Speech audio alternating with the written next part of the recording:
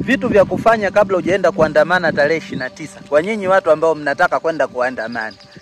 Na kuna vitu kama 7 hivi naamini watu hawavijui. Sasa leo nimeamua nikuelekeze wewe kijana ambaye umejipanga kwenda kuandamana. Kuandamana sio shida. Shida je, una hivi vitu unavyoenda kuandamania? Sema nielewe. Jua unaoenda kumwandama anaambia kuliko wewe. Jiandae kukimbia. Anza kupiga jogging mapema. Usije ukatutia hivi. Maana kuna kuwaga na vidonge hapa na pale.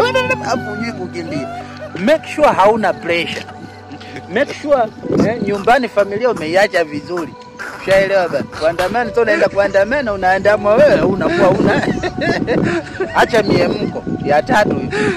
Jambo la 4, make sure unakwenda kuandamana. Wale waliokuambia tuandamana umewaona kwanza. Je, wenyewe hapo?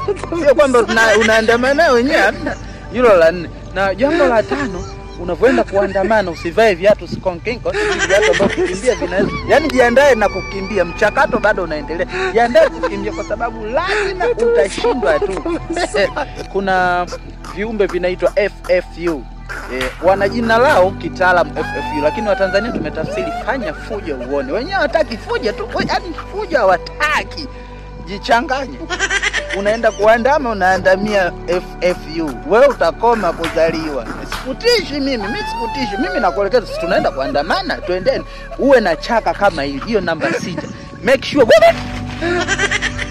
rudi unachungulia wewe vipi.